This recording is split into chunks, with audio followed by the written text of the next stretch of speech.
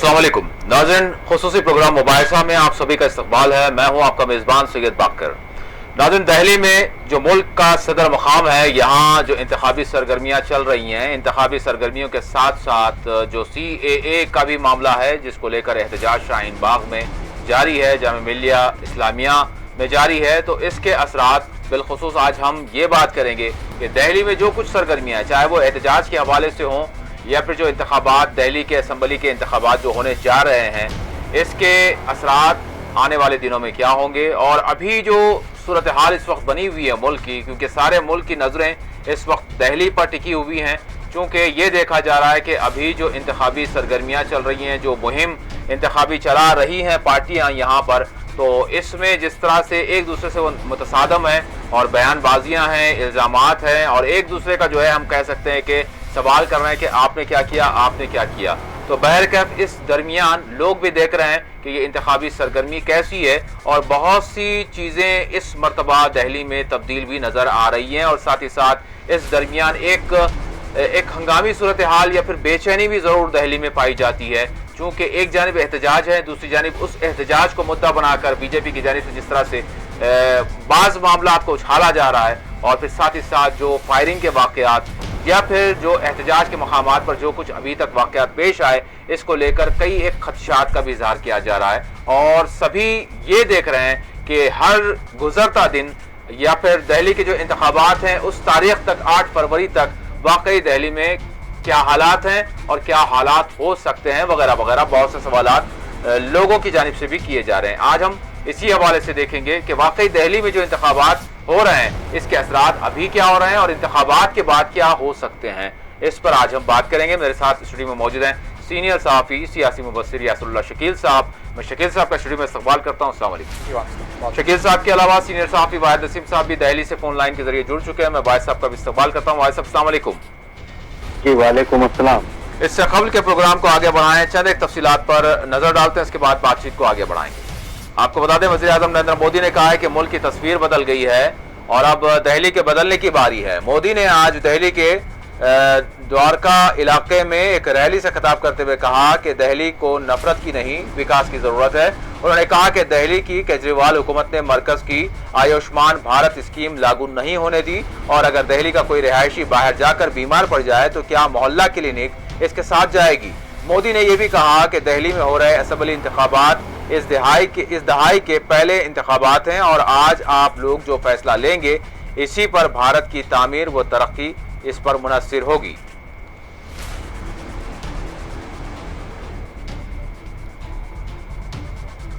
कि कैसे दिल्ली में सिर्फ स्वार्थ की, नफरत की राजनीति की गई है। क्या दिल्ली के लोगों ने जब 2015 में अपना वोट दिया था तो क्या किसी दिल्ली वासी ने ऐसी उम्मीद की थी क्या? ऐसी उम्मीद की थी क्या? जरा जोर से दूर दूर तक के लोग जवाब दीजिए। किसी ने भी ऐसी उम्मीद की थी क्या?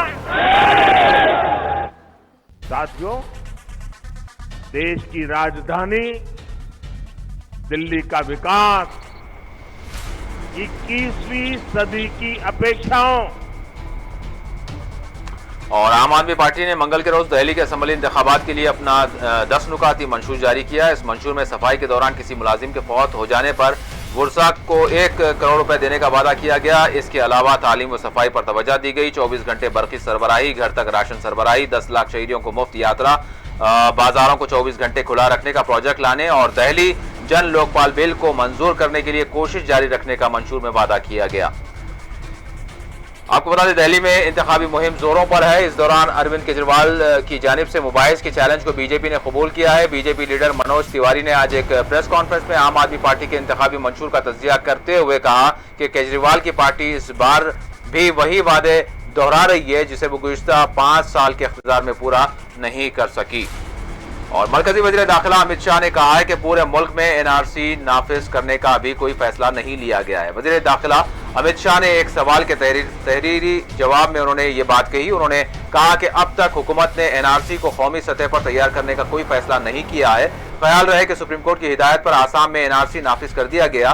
खुद हुक्मरान भारतीय जनता पार्टी के कई सीनियर लीडरान ऐवान से बाहर ये कह चुके हैं कि एनआरसी को पूरे मुल्क में नाफिज किया जाएगा। मुल्क के कई हिस्सों में इस वक्त इसकी मुखालिफत उसी वक्त से शुरू हो गई थी। और लोकसभा में सदर के खुतबे पर तहरीक तशक्कुर मुबाहिस के दौरान कांग्रेसी कायद अधीर रंजन चौधरी के रिमार्क पर बीजेपी अरकान झुंझला उठे।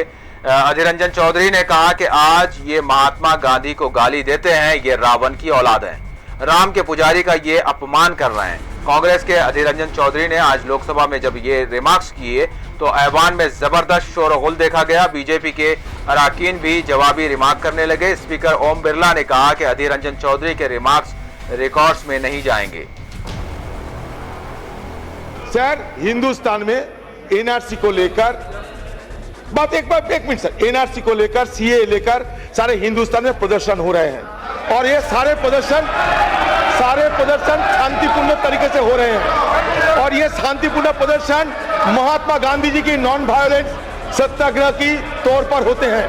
सर, ये महात्मा गांधी जी जो दुनिया की शांतिपूर्ण आंदोलन की नेतृत्व दिया करते थे, जिनकी सारे दुनिया में पूजा होते हैं, जो महात्मा गांधी को राष्ट्रपिता मानते हैं, फादर ऑफ द नेशन मानते हैं, जो महात्मा गांधी सारे हिंदुस्तान के नहीं बल्कि सारे दुनिया को पीड़ित लोगों को नेता है, सारे दुनिया जिनको पूजा करते हैं, आज वो महात्मा गांधी को यहाँ गाली दिया जा रहा है। महात्मा गांधी को ये कहते हैं कि सत्याग्रह ये नाटक था।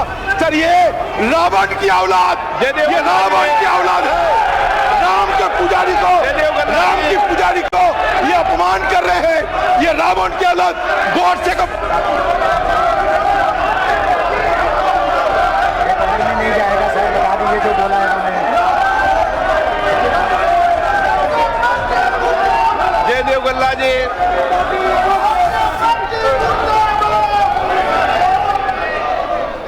सर, गलत शब्द रिकॉर्ड में नहीं जाएगा, रिकॉर्ड से हटा देना। आज संसदीय सारी बातें रिकॉर्ड से हटा देना। जयदेव गल्ला जी, हिम्मत है तो मुझे मारो, मैं मरने के लिए तैयार हूं। ये बुज़दिल हैं। दिल्ली में क्या हो रहा है? 3-3 गोलियां चलती हैं। ये दस्तूर को खत्म करना चाहते हैं। भारत को हिटलर और मुसोलिनी जैसे डिक्टेटर्स का मुल्क बनाना चाहते हैं। सदर जमहूरिया के खुतबे तहरीक तशक्कुर की मुखालिफत करते हुए रुकने पार्लियामान हैदराबाद बैरिस्टर असदुद्दीन ओवैसी ने यह मुदल्लल बहस की। बैरिस्टर ओवैसी ने कहा कि मुल्क की 70 साल तारीख में ऐसा कानून नहीं बनाया गया और ये कानून एक बदनुमा दाग है। उन्होंने कहा कि वजीर आजम कहते हैं कि ये शहरियत लेने का नहीं देने का कानून है, लेकिन ये शहरियत देता भी है और लेता भी है। आसाम के एनआरसी में 5 लाख मुसलमानों के नाम नहीं आए, इन्हें शहरियत नहीं दी जा रही है, जबकि इसी एनआरसी में लाखों बंगाली हिंदुओं के नाम नहीं आए जिन्हें इस कानून के जरिए शहरियत दी जा रही है। रुकने पार्लियामान हैदराबाद ने कहा कि एनपीआर और एनआरसी में कोई फर्क नहीं है। उन्होंने कहा कि मुल्क पुरआशोब दौर से गुजर रहा है। बैरिस्टर ओवैसी ने मुल्क की खारजा पॉलिसी पर भी सवाल उठाए। उन्होंने कहा कि हज सब्सिडी तो बर्खास्त कर दी गई, लेकिन अक़लियतों के लिए कुछ नहीं किया गया।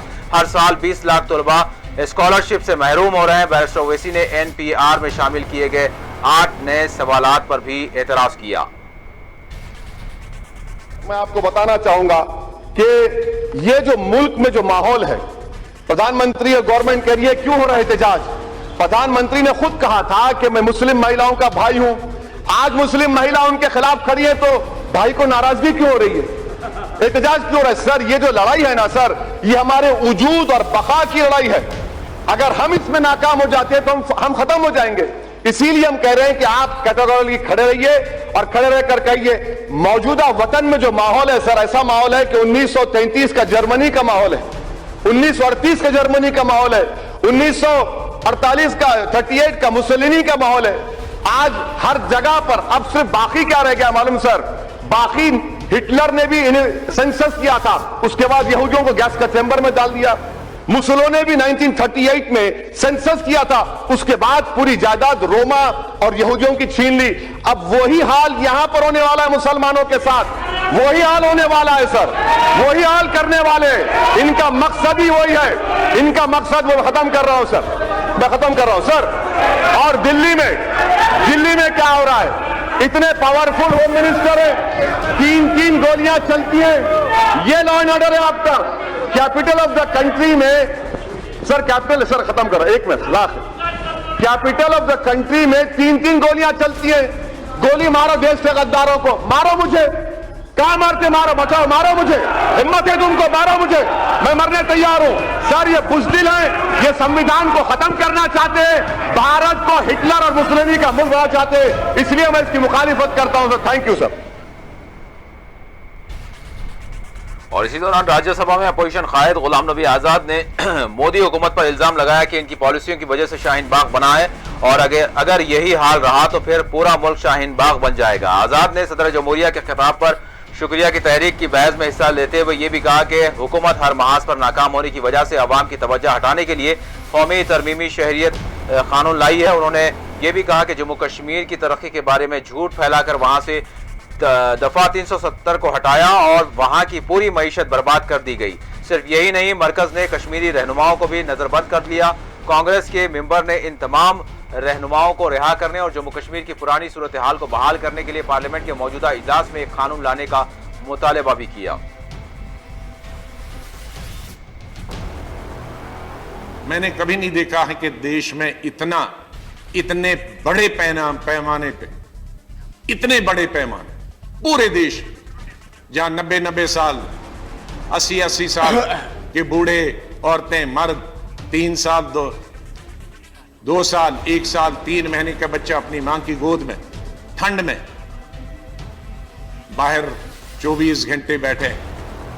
लेकिन ये सरकार ऐसी सरकार है, किसी एक सरकार के मंत्री ने ये स्टेटमेंट नहीं दिया कि आपका प्रॉब्लम क्या है, आपके पास जाएं, हम आपको समझाएं या हम आपको समझाएं।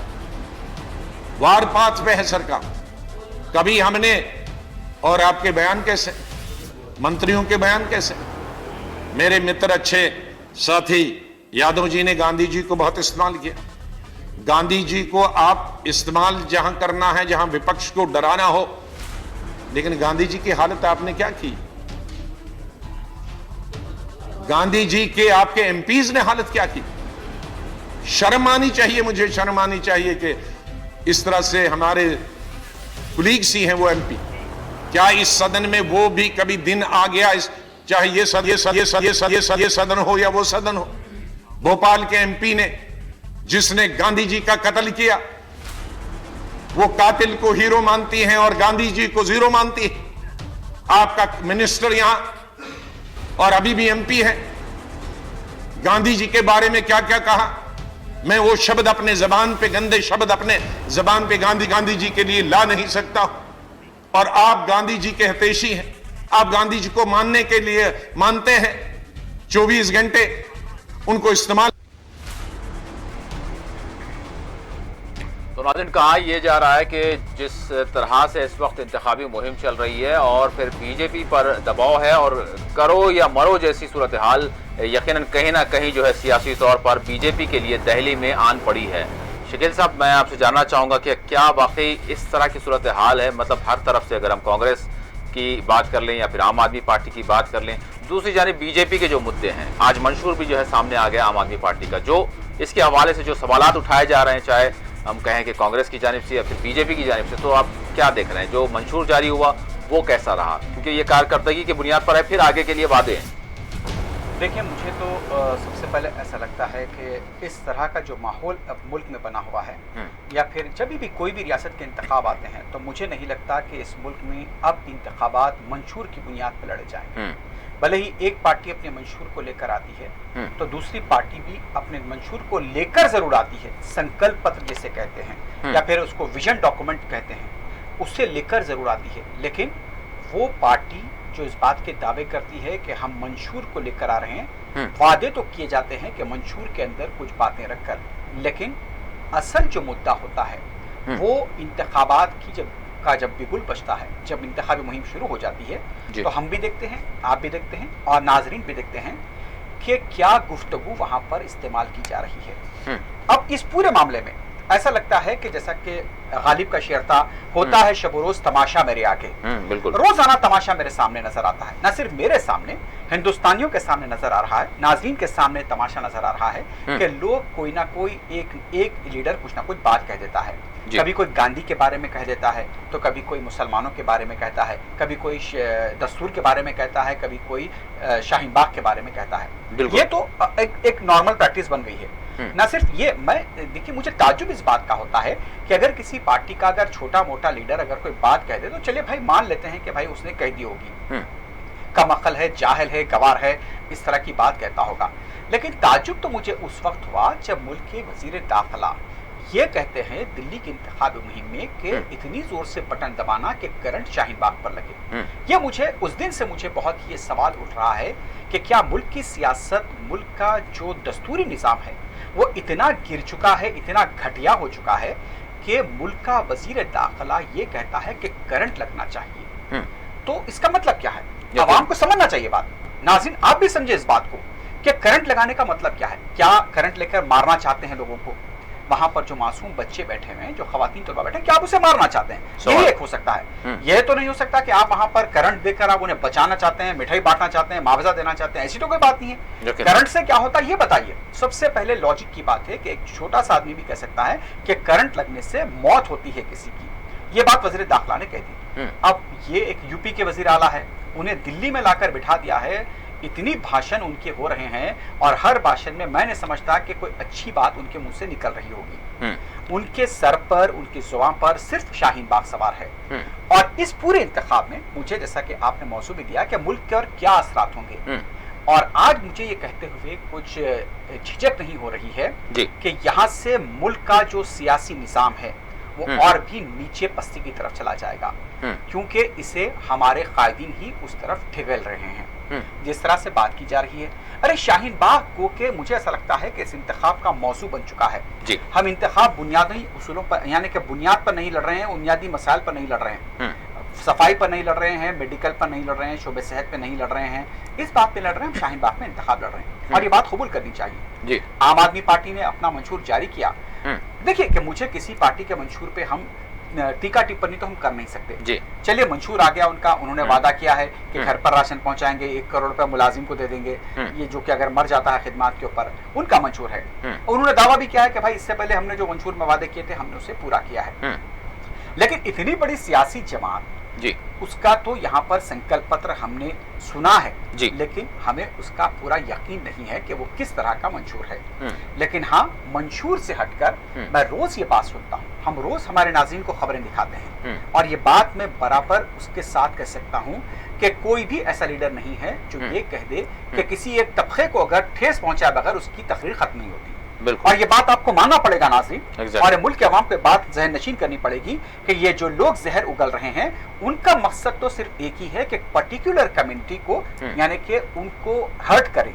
उनको हर्ट करने से शायद इन्हें वोट मिलते होंगे। वो उनका अपना कोई एक ग्रोह है जो उन्हें वोट देता है और खुश होकर तालियां बजाता है इनकी बात पर। लेकिन मुझे ऐसा लगता है कि लॉन्ग टर्म के अंदर, तवील मुद्दती जो बात हम करते हैं मुल्क की सियासत को लेकर, मुल्क के जमहूरियत को लेकर हम जो बात करते हैं, ये बहुत ही इसके संगीन नताइज बरामद होने वाले हैं। आपने कहा कि क्या असरात होंगे, मेरी नजर में मुझे ऐसा लगता है कि ये जमहूरियत को तारीख गड़े की तरफ ले जा रहे हैं। जो मुल्क की जमहूरियत की हम फख्र किया करते थे, बड़े गुरूर से अकड़ कर फिरा करते थे हम इंडियन डेमोक्रेसी को लेकर, आज यहाँ पर इंडियन डेमोक्रेसी की धज्जियां ऐसे उड़ाई जा रही हैं। करंट देकर बात मारने की बात की जाती है, यहाँ पर शाहीन बाग को लेकर हवा खड़ा किया जाता है। तो मैं समझता हूँ कि हम मुल्क की जमहूरियत को, सियासी निज़ाम को एक तारीख गले में ढकेल रहे हैं, और इसके जिम्मेदार मैं या आप या फिर आम जनता नहीं है, ये आम हमारे नाज़रीन नहीं है। इसके जिम्मेदार तो ये ओहदे के बड़े बड़े लोग हैं जो अपने ओहदे पर रहकर दस्तूर के नाम पर हलफ लेते हैं और इस तरह की बात करते हैं। तो आप अंदाजा लगाइए कि ये मुल्क की कैसी बदकिस्मती है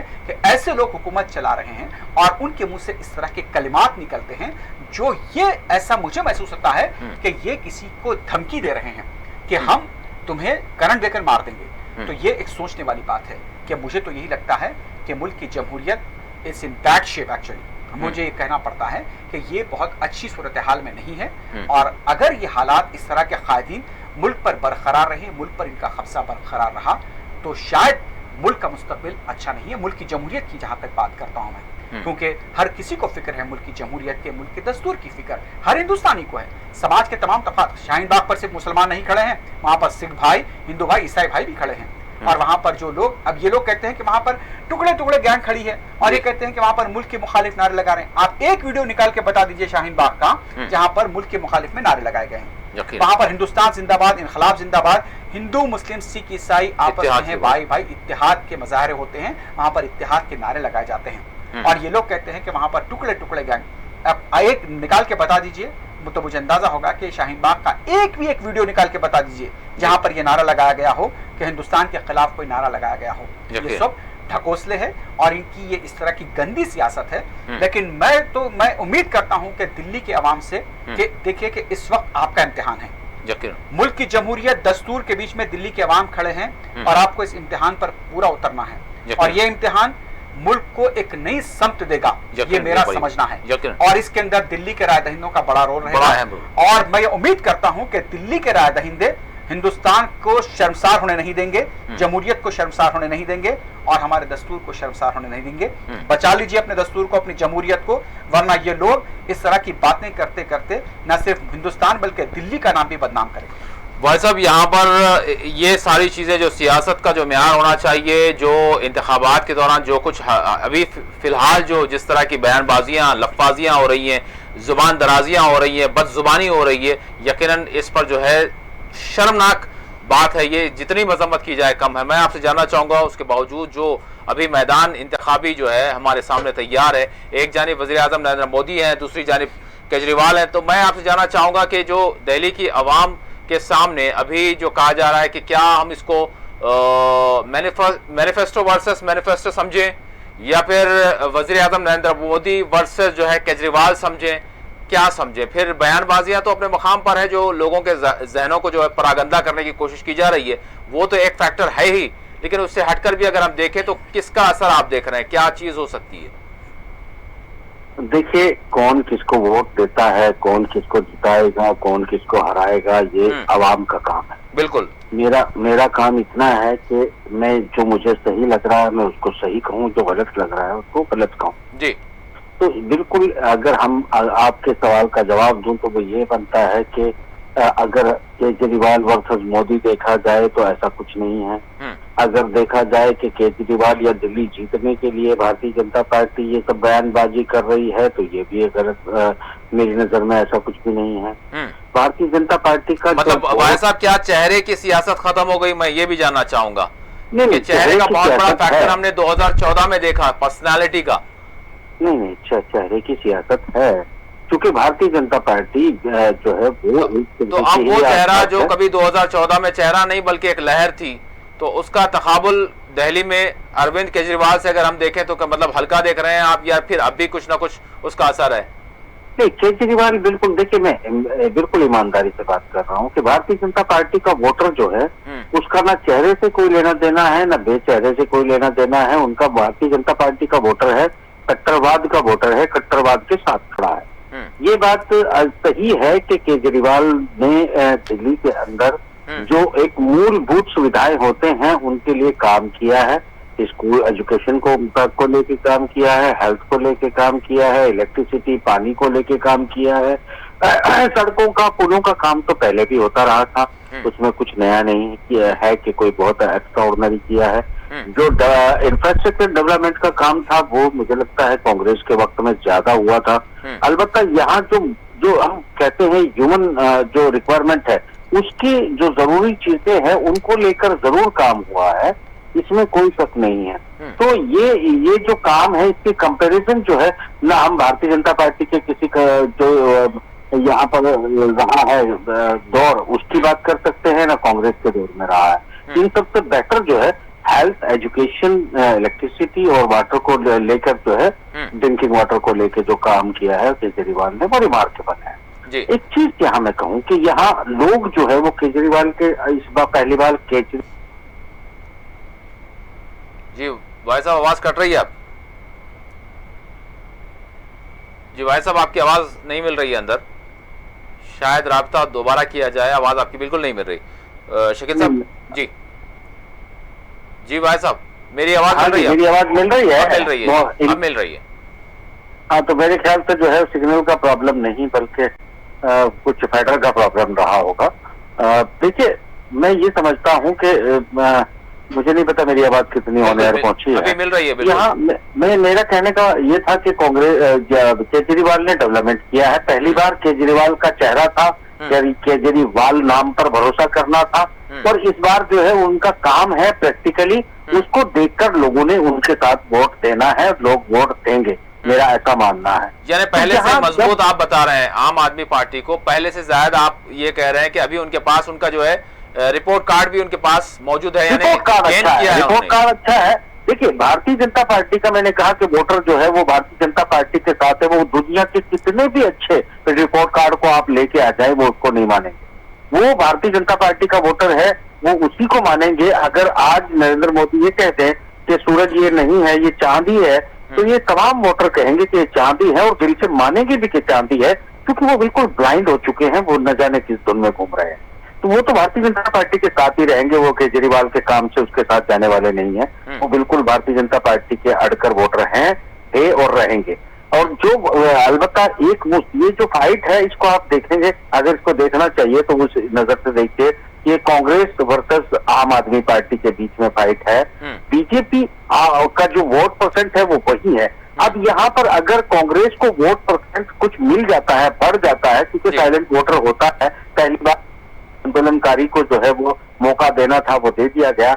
अभी लोग दिल्ली में ये भी देख रहे हैं कि दिल्ली एक विकास मॉडल है, दूसरा ये भी देख रहे हैं कि देश में हालात क्या है। अगर देश के हालात को देख के लोग वोट देंगे तो फिर वो कांग्रेस की तरफ भी जरूर डाइवर्ट होंगे, क्योंकि यहाँ पर जो भी प्रोटेस्ट चल रहा है या एनआरसी को लेकर जो भी चीजें चल रही हैं, इसमें केजरीवाल का कोई रोल जो है वो कहीं भी नजर नहीं आता। वो दिल्ली पर अपने विकास के लिए वोट मांग रहे हैं।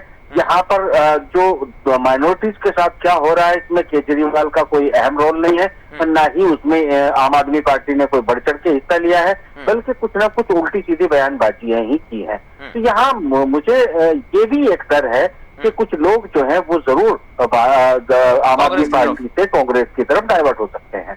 अगर कांग्रेस की तरफ लोग डाइवर्ट होंगे तो यहाँ पर मुझे लगता है कि भारतीय जनता पार्टी के चांस जो है वो जीत के काफी बन जाते हैं। मगर लोगों में का अपना एक नजरिया है, सोचने का जो गुस्सा है, क्योंकि यहाँ पर एक तरह से विकास के नाम पर वोट मांगने का काम जरूर केजरीवाल ने किया है।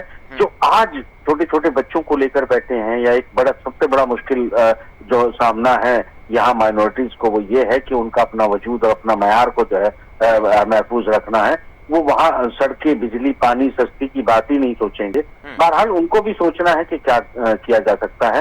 तो कांग्रेस की तरफ भी वोटर जो है वो डाइवर्ट हो सकता है, ऐसा मेरा मानना है। ठीक है। अच्छा, जो मतलब अगर इसमें देखें तो ये मैं ट्रायंगल बनते हुए देख रहा हूँ, इसमें कुछ भी हो सकता है। मतलब भारतीय जनता पार्टी बहुत बड़ी तादाद में से अगर 2-4% वोट का ज्यादा फ्लक्चुएशन हो गया तो भारतीय जनता पार्टी भी सरकार बना सकती है। मगर लोग जो है वो तो वोटर परसेंट केजरीवाल का है, वो उनके साथ खड़ा है। भारतीय जनता पार्टी का जो वोट है पुराना, उसमें 1-2% प्लस ही हो सकता है, माइनस नहीं। ठीक है। शकील साहब, अगर हम देखें तो ये जो इंतखाबात दिल्ली के हैं, मैं आपसे जानना चाहूँगा मतलब कितने अहम हैं आने वाली जो हमारे मुल्क का जो मुस्तकबिल है, या फिर हमारी जो सियासत है, या फिर दीगर इंतखाबात हैं, तो वो इस पर जो है ये जो इंतखाबात होंगे वो कितना असरअंदाज होंगे। और साथ ही साथ जिस तरह से कहा जा रहा है कि करो या मरो जैसी जो सिचुएशन है, वो किसके लिए, मतलब अगर हम देखें तो किसके लिए सादिक आती है, कैसे हम देख सकते हैं, किसकी ज़्यादा आजमाइश है, क्या आप कैसे देख रहे हैं?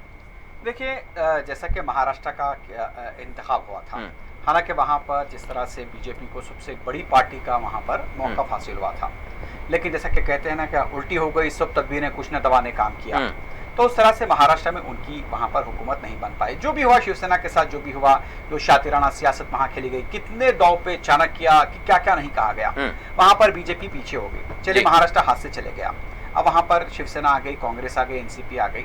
जो ऐसा लगता था कि जो लोग हार गए थे वो हार के भी जीत गए, वो वहाँ महाराष्ट्र में होगा। उसके बाद झारखंड आ गया। झारखंड के अंदर भी जिस तरह के हालात हुए, वहां पर से भी झारखंड से भी आप बाहर हो गए हैं। अब रही बात दिल्ली की, दिल्ली को तो दिल्ली का यानी कि हिंदुस्तान का दिल कहा जाता है, यहाँ तो दारुल हुकूमत है जी। अब हालांकि यहाँ पर उनकी हुकूमत नहीं थी, लेकिन अब कोशिश तो यही की जा रही है कि यहाँ पर कुछ साख अच्छी करने का उन्हें मौका मिला है। लेकिन यहाँ पर साख अच्छी कैसे करेंगे, कारकर्दगी की बुनियाद पर करेंगे या फिर इश्तियालंगेजी से करेंगे, ये दो ही ऑप्शन है उनके पास। कारकर्दगी तो कुछ है नहीं यहाँ पे, उनकी हुकूमत तो थी नहीं। अब जो कुछ भी है या तो मरकजी हुकूमत का गुण गाना पड़ेगा। वैसे मरकजी हुकूमत के गुण क्या गाएंगे बताइए आप?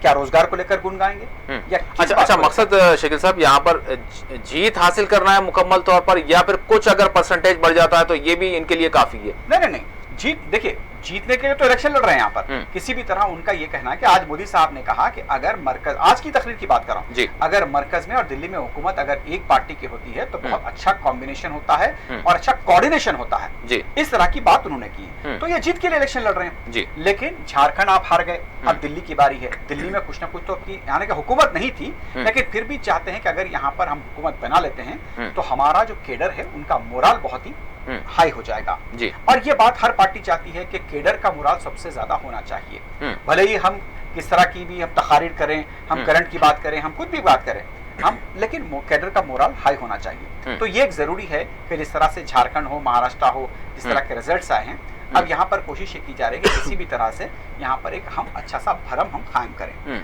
लेकिन मुझे नहीं लगता कि इससे अगर यहाँ पर दिल्ली हार जाते हैं या कि दिल्ली को हम इनको कुछ कामयाबी नहीं मिलती है बीजेपी को, तो यकीनी तौर पर अब आगे की जो रियासतों के जो इंतखाबात होंगे वहां पर ऐसा लगेगा कि उनके कुछ वहां पर कदम जरूर डगमगाएंगे। अब बंगाल की बात आएगी, उसके बाद बंगाल में इंतखाबात होने वाले हैं, फिर उसके बाद बिहार आने वाला है। बिहार के बाद भी ऐसी कुछ होंगे हालात होंगे, वहां पर भी अलायंस के जो मसला है वो अलायंस का भी मसला इनके लिए पैदा हो सकता है, क्योंकि अलायंस पार्टनर जो होते हैं वो भी देखते हैं कि अपनी जो भी यानी कि बिसात है या फिर अपनी जो भी बिसात के वो लोग चल रहे हैं वो हमारे लिए कितना फायदामंद है। हर कोई जो अलायंस पार्टनर है वो जरूर सोचेगा कि भाई हमको इनसे क्या फायदा है। तो अगर यहाँ पर कुछ होता है अगर तो कुछ वो जरा फूक फूक कर कदम रखेंगे, चाहे वो तृणमूल कांग्रेस यानी कि बंगाल का हो या फिर जेडीयू का मामला हो बिहार के अंदर। तो मुझे ऐसा लगता है कि ये जो इंतखाबात है दिल्ली के, बीजेपी पूरी संजीदगी के साथ ये लड़ रही है और उसे अंदाजा है इस बात का कि अगर हम यहाँ पर खातिर खा मुजाहरा नहीं कर पाते हैं या फिर हम आम आदमी पार्टी को शिकस्त नहीं दे पाते हैं तो हमारे लिए जरूर आगे मसाइल पैदा हो सकते हैं और ऐसा होने का भी इम्कान है, क्योंकि केडर जो होता है वो उसका मोराल वहां वो डिमोरलाइज हो जाएंगे। तो अब देखना है कि किस तरह से वहां पर हिकमत अमली तो पूरी चल रही है, इशू बेस तो यहाँ पर कोई बात नहीं हो रही है। आप देख रहे हैं, हम देख रहे हैं, नाजरीन देख रहे हैं, पूरा मुल्क देख रहा है कि यहाँ पर एजेंडे के ऊपर बात नहीं हो रही है, हालांकि तरक्की के ऊपर बात नहीं हो रही। बातें तो करते हैं लेकिन ज्यादातर जो बातें आती हैं वही शाहीन बाग सुबह से लेकर रात तक शाहीन बाग होता है। आज मैंने अनुराग ठाकुर को सुना, मैंने योगी आदित्यनाथ को भी सुना, हमने बताई है खबरें, और मुख्तार अब्बास नकवी को मैंने सुना है, दिलीप घोष को मैंने सुना है, सभी के मुंह से शाहीन बाग का नाम था। तो अब बताइए कि इनके आसाब के ऊपर जब शाहीन बाग सवार है तो मुझे ऐसा लगता है कि इन्हें सिर्फ इंतखाब जीतना है, चाहे शाहीन बाग का नाम ले या फिर किसी और का नाम ले, जैसा कि फायरिंग के और दो कुछ वाक़यात अगर पेश आ जाते हैं, और ये सबसे बड़ी बात कि शाहीन बाग का नाम लेकर पूरा फायदा उठाने की कोशिश कर रहे हैं। भले मुझे ऐसा लगता है कि शाहीन बाग का एहतजाज क्या हो गया कि इन्हें ऑक्सीजन मिल गया है और वो शाहीन बाग को लेकर ये लोग पूरा फायदा उठाने की कोशिश कर रहे हैं। इसी बात को लेकर पोलराइज भी किया जा रहा है, लेकिन मैं नहीं लगता कि दिल्ली के अभी जैसा कि वाहिद हसीन साहब ने कहा कि अगर वहां पर तरक्की की बुनियाद पर लोग अगर वोट देते हैं या फिर किसी भी कारकर्दगी की बुनियाद पर वोट देते हैं तो शाहीन बाग बोलिए आप या कुछ भी बोलिए, ये सब वहां पर नहीं चलेगा।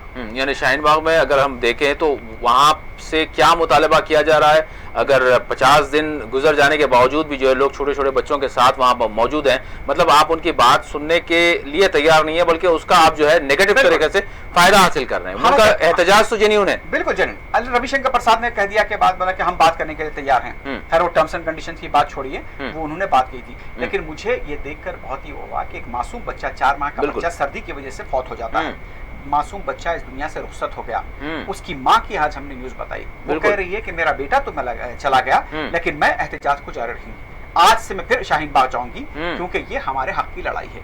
अब आप बताइए कि जिसका बेटा चला गया है वो औरत इस अज़्म का इजहार कर रही है, तो बताइए कि क्या वो मुखालिफ काम हो सकती है बेचारी जिसका बेटा चला गया? आप सोचिए कि किस तरह के जो इल्जामात लगा रहे हैं, इनकी क्या कहें, मैं इनकी कमअक्ली के ऊपर मैं हंस रहा हूं कि किस तरह की गुफ्तगू करते हैं और इस तरह से खवातीन के ऊपर जिनके हाथ में हिंदुस्तान का परचम है उनके ऊपर इल्जामात लगाए जाते हैं। तो मैं ये समझता हूं कि ये जो बिसात सियासत की दिल्ली में बिठाई गई है, ऐसा लगता है कि ये इनके लिए मुश्किलात का एक फंदा भी बन सकता है। भाई साहब, इंतखाबात के लिए महज तीन दिन बीच में रह गए हैं। हम कह सकते हैं कि चौथे दिन जो है इंतखाबात होंगे 8 फरवरी को, तो वक्त बहुत कम रह गया है। लेकिन इस दरमियान संजय सिंह जो आम आदमी पार्टी के हैं, वो उन्होंने एक इल्ज़ाम ये भी आयद किया कि बीजेपी जो है इस वक्त बौखलाहट से दो चार है और वो जो है इंतखाबात को टालना चाहती है। तो मैं आपसे जानना चाहूँगा कि ये किस तरह की बात उन्होंने की है और ये जो दिन बाकी रह गए हैं 3-4 दिन, तो ये कितने अहम है दिल्ली के लिए और किस तरह से, क्योंकि एक बेचैनी भी ज़रूर देखी जा रही है और एक जानिब इंतखाबी मुहिम भी जारी है और फिर नफरत अंगेज जो है मुहिम चलाई जा रही है। तो इस हवाले से जो संजय सिंह ने कहा है, कैसे आप देखते हैं, क्या कहेंगे इस हवाले से? नहीं, संजय सिंह और केजरीवाल भी नौटंकी हैं, वो भी जो उनके समझ में आता है बोलते रहते हैं। ये अलबत्ता सही है कि उन्होंने काम किया है, मगर इसका ये मतलब नहीं है कि वो बहुत सुलझे हुए कोई लीडरशिप है। नौटंकी वो भी उसी लेवल के हैं, वो करते आए हैं। और भारतीय जनता पार्टी इतने भी जोर से यहाँ इलेक्शन नहीं लड़ रही है कि वो जो है ये चाहे कि ये केजरीवाल यहाँ चुनाव हार जाए। चूंकि उनको चुनाव जीतने के लिए दिल्ली की हुकूमत में डेवलपमेंट करने की जिम्मेदारी नहीं, पुलिस चाहिए जो उनके हाथ में है। ऑलरेडी दिल्ली के हाथ में पुलिस है, केंद्र के हाथ में, तो उनको दिल्ली की बहुत ज्यादा परवाह नहीं है। बहरहाल ये जो चल रहा है, ये संजय सिंह वगैरह बीजेपी का नाम लेके, इनका नाम लेके शोर मचा रहे हैं कि हमारा मुकाबला अमित शाह या मोदी से है, ऐसा कुछ भी नहीं है। ये दरअसल क्या है, ये लोग जो कुछ बातें कर रहे हैं वो अपनी ड्रामेबाजियां कर रहे हैं कि दिल्ली का चुनाव टालने चाहती है। यहाँ अलबत्ता वो जो शाहीन बाग की बात हो रही है, शाहीन बाग पे हमलों की बात हो रही है, शाहीन बाग के अलावा जो तमाम जितने भी जहाँ प्रोटेस्ट हो रहे हैं उनको दमन की बात की जा रही है, फिर उनकी खबरों को जो बनाया जाता है, इसकी वजह जो है कुछ और है। मैंने इस इलेक्शन का निचोड़ आपको बता दिया क्या होने वाला है। यहाँ ये बताना जरूरी है जो है कि ये इस तरह की नौटंकी क्यों कर रहे हैं। इस तरह की नौटंकी का मतलब साफ ये है कि ये जो चुनाव के बहाने खास तौर से माइनॉरिटी को निशाना बना रहे हैं, उनमें उलझाए हुए हैं अपने लोगों को, ताकि इनका फोकस जो है माइनॉरिटी की तकलीफ और पीड़ा से खुश होता रहे। वो इसलिए उलझा रहे हैं कि 19 लाख लोगों को असम में स्टेटलेस कर चुके हैं। उनको स्टेटलेस करने के बाद उनका क्या करेंगे, ये एक गले की हड्डी बन चुका है। क्योंकि आप यूएन कॉन्स्टिट्यूशन के हिसाब से उनको स्टेटलेस नहीं कर सकते हैं, आप उनको जो है बाहर नहीं फेंक सकते हैं, आपको उनके साथ कोई ऐसा व्यवहार आप नहीं कर सकते हैं जो कि आपने सोचा भी ना हो। इनका इरादा ये था कि स्टेटलेस करने में जो है सिर्फ मुस्लिम आएंगे और मुस्लिमों को स्टेटलेस कर दिया जाएगा।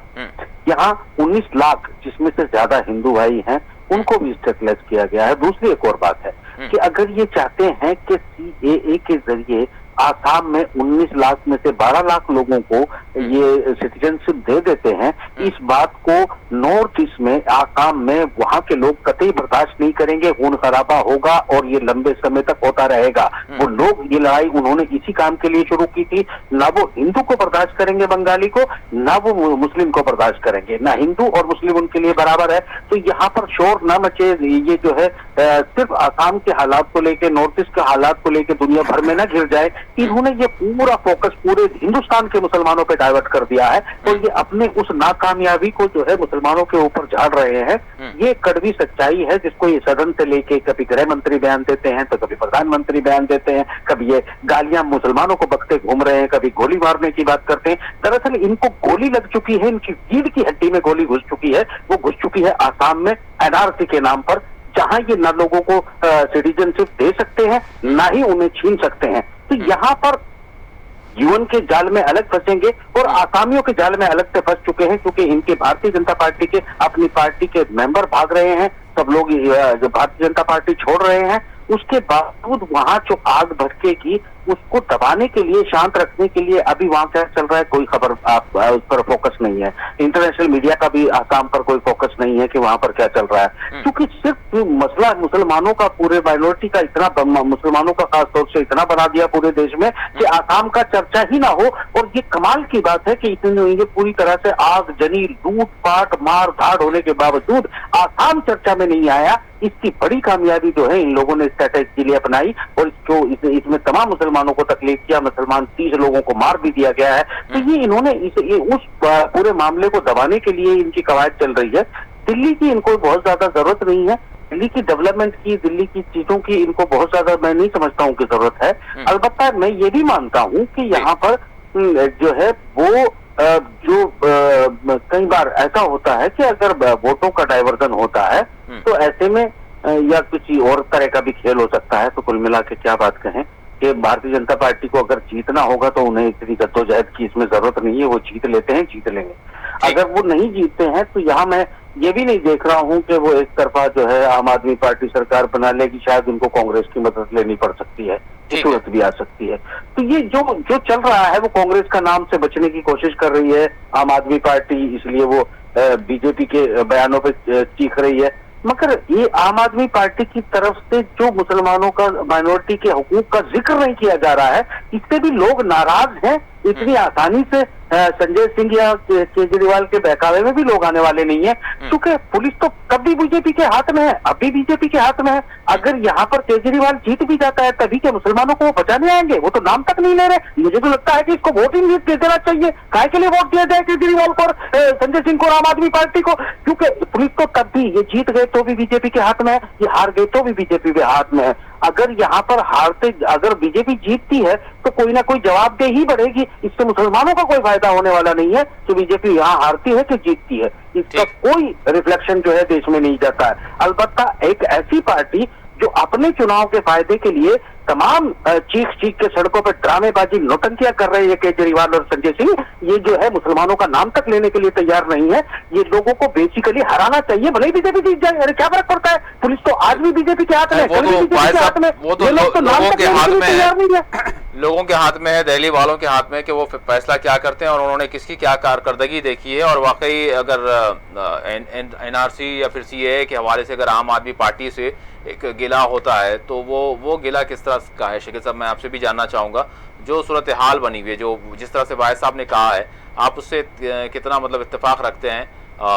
ये वाकई सीएए या फिर एनआरसी में आम आदमी पार्टी का जो है क्या रोल रहा है और क्या शिकवा है, अगर हम देखें चाहे शाहीन बाग वालों की बात करें या फिर दिल्ली वालों की बात करें? देखिए, आज मैं मतलब इससे पहले जब ये शाहीन बाग का मामला शुरू हुआ था, मनीष सिसोदिया का एक बयान आया था जिसको लेकर आज भी बीजेपी के लोग उसे कोट करते हैं जी। मनीष सिसोदिया जो कि दिल्ली के नायब वजीर आला हैं, उनका कहना था कि मैं शाहीन बाग वालों के साथ हूँ। इस तरह का स्टेटमेंट मनीष सिसोदिया का आया था जी। शायद हो सकता है कि जब इस बारे में बीजेपी के लोग कुछ एग्रेसिव हो गए तो हो सकता है कि आम आदमी पार्टी के लोग उससे जरा पीछे हट गए, क्योंकि वो नहीं चाहते थे कि शाहीन बाग का जो इशू है। और एक बात यहाँ पर मुझे, जैसा कि कहा जाता है कि आज मैंने सौरभ भारद्वाज की भी हमने एक न्यूज दी, आप पार्टी के बहुत ही सीनियर लीडर हैं सौरभ भारद्वाज का ये कहना था कि भाई शाहीन बाग, चलिए मानते हैं शाहीन बाग को लेकर आप बहुत पुकारा कर रहे हैं बीजेपी के लोग, तो पुलिस आपके हाथ में है, आप हटा दीजिए ना। तो उनका ये कहना था कि भाई जब पुलिस आपके हाथ में है, सब कुछ आपके पास है, तो आप शाहीन बाग के एहतजाजियों को वहां से हटा दीजिए, बिल्कुल 1 मिनट की बात नहीं है। मगर बीजेपी नहीं चाहती कि उन्हें वहां से हटाया जाए। अब आप ये देखिए, शकील साहब एक बात सुनेंगे, ये सही है कि बीजेपी नहीं चाहती, वो हमने अपनी बात कर दी है कि बीजेपी नहीं चाहती है कि हटाया जाए क्योंकि आसाम का जिक्र होगा। मगर एक चीज आपको यहाँ बता दूं कि अगर सौरभ भारद्वाज जैसे लोग ये कहते हैं कि आप हटा दीजिए उनको वहां से, तो मतलब ये है कि ये सिर्फ चुनाव जीतना चाहते हैं, इनसे मुसलमानों की ये से कोई लेना देना नहीं है। नहीं, यहाँ पर ये भी तो सवाल है ना भाई साहब, अगर आप लोग इस तरह की नियत रखते हैं, भाई साहब अगर आप हटा सकते हैं तो हटा सकते हैं, ये क्वेश्चन मार्क है इसमें, ये नहीं है कि आप हटा दें। क्वेश्चन मार्क, आप चाहें तो हटा सकते हैं, नहीं, सौरभ भारद्वाज हटाने की बात ही नहीं है। सौरभ भारद्वाज को कहना चाहिए था कि हम उनके साथ खड़े हैं, आप हटा के दिखाइए। अगर सौरभ भारद्वाज मनीष सिसोदिया ने कहा है, हटा दीजिए, इसका मतलब वो चुनाव कर रहे हैं खाली। कि वहां पर आज संजय सिंह, खैर अब छोड़ दीजिए कि संजय सिंह का भी आज बयान आया था, मैंने संजय सिंह को भी मैंने सुना है। संजय सिंह का ये कहना था कि जिस तरह से बीजेपी चाहती है कि शाहीन बाग के नाम को इस्तेमाल किया जाए, आप पार्टी शाहीन बाग को इस्तेमाल नहीं कर रही, मतलब as far as the election का जो इशू है, बिल्कुल आप पार्टी उसे इस्तेमाल नहीं कर रही। आप पार्टी अभी भी ना तो शाहीन बाग को इस्तेमाल कर रही है, ना तो सीएए को इस्तेमाल कर रही है, ना तो एनआरसी को इस्तेमाल कर रही है। मेरा ऐतराज इसी पर है, मेरा ऐतराज इसी पर है। हाँ ठीक है, नहीं आपका एतराज है, तो मैं ये कह रहा हूं कि वो जब एक पार्टी इसको मौजू बना रही है, और मैं ये समझता हूं कि जो लोग शाहीन बाग में बैठे हैं वो आप पार्टी को भी जानते होंगे बखूबी, हम तो यहाँ बैठे हैं, वो आप पार्टी को भी जानते हैं और वो बीजेपी को भी जानते हैं। तो मुझे नहीं लगता कि हम उस बारे में ये कहें कि वो उनके बारे में क्यों नहीं बोलते हैं। बहुत से लोग वहां पर बोल रहे हैं, कांग्रेस के लोगों ने भी वहां पर बहुत किया, कांग्रेस के लोगों ने भी खुलकर शाहीन बाग के बारे में किया, मनीष शंकर अय्यर ने आकर वहां पर खिताब किया वहां पर, और दूसरे लोगों ने भी खिताब किया। आज जैसा कि आपने बताया, गुलाम नबी आजाद ने भी आज कहा, राज्यसभा में कही बात गुलाम नबी आजाद ने कहा कि मुल्क में पूरा मुल्क शाहीन बाग बन जाएगा। तो ऐसा नहीं है कि कोई पार्टी शाहीन बाग के बारे में बात नहीं कर रही है। अगर बीजेपी के पास अगर चाहती है, आम आदमी नहीं कर रही है, आम आदमी पार्टी, खैर वो आम आदमी पार्टी करे न करे वो नहीं, शायद हो सकता है कि वो अपने काट को लेकर वहां पर हो सकता है कि बहुत ही कॉन्फिडेंट होंगे वो लोग कि हमको शाहीन बाग की जरूरत नहीं है, इस इशू को उठाने की हमारे पास जरूरत नहीं है, हम अपने रिपोर्ट कार्ड के ऊपर हम जीतते हैं, वो उनका ऊपर। लेकिन इसके बावजूद भी केजरीवाल को जो है टेररिस्ट कह दिया गया, इसके बावजूद भी शाहीन बाग की मतलब उतनी तारीफ जिस तरह से भाई साहब कह रहे हैं जिस तरह से होनी चाहिए थी नहीं होने के बावजूद भी अभी जो इल्जाम लगा दिया गया है, हाँ, इल्जाम अन्य बहुत सारे इल्जाम लगे, वो तो टेररिस्ट हो गए, बिरयानी खिलाने का बिरयानी का भी लग गया, सब हो गया, वो तो छोड़ दिए। लेकिन मैं ये समझता हूँ कि जब आपके पास पूरी पुलिस है, आप चाहते तो आपने कहां से आपने 370 लगा दिया, और 5 अगस्त को जिस तरह से वहां पर 370 जो भी लगाया उसके बाद से तो आपने पूरे वादी को बंद कर दिया आपने। तो कितनी देर थी शाहीन बाग का, तो वो तो वादी कश्मीर है वो तो, और ये तो कितनी देर का एक टुकड़ा था यहाँ पर, तो आप कर सकते थे, लेकिन ये शुबहात जरूर पाए जाते हैं। और जहाँ होना है वहां पर किया भी गया। यूपी की अगर हम मिसाल ले लें कई मकामात पर, यूपी के अंदर आपने कहा, और आप ठोक के बोल रहे हैं कि हमने क्या नाम है, अपने परवेश वर्मा ने भी कहा इस बात को कि योगी जी ने ठोक कर सही कर दिया पूरों को, इसी बातें हो रही हैं वहां पर। तो मैं लगता है कि आप भी करना चाहिए था, आपने नहीं किया, और आप ये इंतजार कर रहे हैं कि कोई वहां पर इसके बारे में खुलकर आकर बोले। तो मुझे तो लगता है कि सियासत में तो ऐसी होता है, अगर कोई एक लफ्ज निकाल दे वहां पर तो उसका आप फायदा जरूर उठाते हैं। तो हो सकता है कि आप भी इंतजार कर रहे होंगे कि कोई आकर बोल दे, या केजरीवाल बोल दे, या फिर संजय सिंह बोल दे, सौरभ हरदार, या जितने भी कांग्रेस के लीडर्स हैं वहां पर, अजय माकन बोल दीजिए, अलका लांबा को बोलने दीजिए। अलका लांबा भी कांग्रेस की लीडर है, चांदनी चौक से मुकाबला कर रही हो, उनका भी, हालांकि वो जामे मस्जिद के पास प्रोटेस्ट में बराबर शरीक रही हो, लेकिन फिलहाल वो इस बारे में अपनी मुहिम में मसरूफ है, लेकिन उनसे भी अल्फाज नहीं निकलते। तो भले ही अगर आप पार्टी कांग्रेस के लोग यहाँ पर शाहीन बाग का जिक्र नहीं कर रहे हैं, तो ये मसला तो जिंदा है बीजेपी की तरफ से, और इस मसले को वो जरूर जिंदा रखेंगे। देखना है कि 6 तारीख को जब इंतखाबी मुहिम खत्म होगी और 8 तारीख को जब वोटिंग होगी, तो हम भी कुछ अपने नाज़रीन को बताएंगे कि किस तरह के एग्जिट पोल आते हैं वहां से।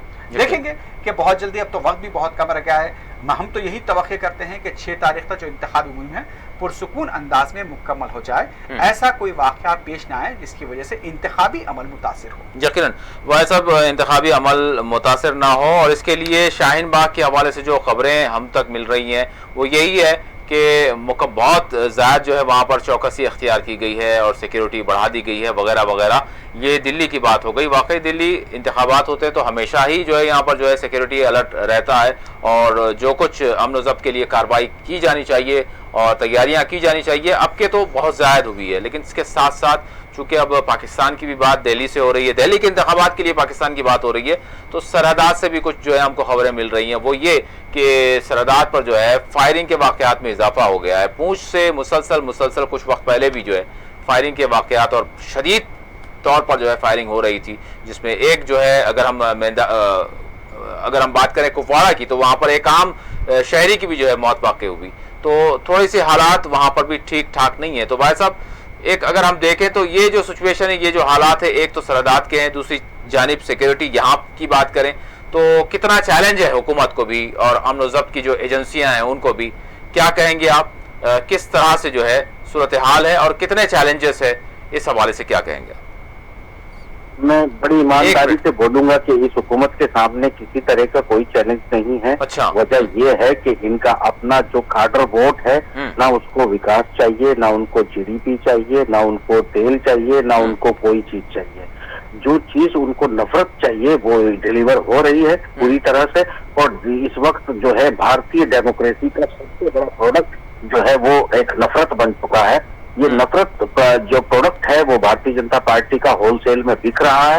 इसके लिए आप जो है वो चाहे सियाचिन के इलाकों से या कुछ ऊपर के जो इलाकों से फौजों के कपड़ों की खाना नहीं पहुंच रहा है उसकी शिकायतें वो सब दब के रह गई हैं। सारी की सारी जो अंतर्राष्ट्रीय मीडिया उठा रहे हैं कि हालात खराब हैं, वहां तक सही तरीके से खाना और कपड़े तक नहीं पहुंच रहे हैं। दूसरी तरफ पुंछ से आप बता रहे हैं कि वहां से कुछ खबरें आ रही हैं। एक तरफ इमरान खान ने जो मलेशिया में जाके कहा है कि महातिर मोहम्मद के साथ के जो तेल भारत खरीद रहा था, हम ज्यादा से ज्यादा मलेशिया का तेल खरीद के उस घाटे की पूर्ति कर सकते हैं। एक तरफ तो जो है दुनिया में लामबंदी हो रही है, मगर ये लामबंदी का कोई मतलब नहीं है, क्योंकि उनका मुझे नहीं लगता है कि किसी विकास मॉडल से कोई लेना देना है या जीडीपी वो नहीं संभाल पाएंगे, ये भी जानते हैं 25 साल तक। तो इसका मतलब साफ ये होता है कि ये सूरत हाल को बनाए रखने के लिए नफरत का कारोबार सबसे सटीक इस पार्टी के पास है और वो बिक रहा है। वो अभी सस्ता नहीं हुआ है, उसकी डिमांड कम नहीं हुई है। यहाँ ये बात बहुत मैं बड़ी ईमानदारी से एक बात कह रहा हूँ कि इस बात को अलग मत लीजिए कि यहाँ भारतीय जनता पार्टी ऐसा वक्त नहीं है हमारे पास। जी जी देखिए, मैंने छोटे 2 लफ्जों में खत्म कर रहा हूँ। यहाँ पार्टी जीते की मतलब मैंने कहा कि दिल्ली की जो पुलिस है वो भारतीय जनता पार्टी के हाथ में है और रहेगी, चाहे केजरीवाल जीते या हारे।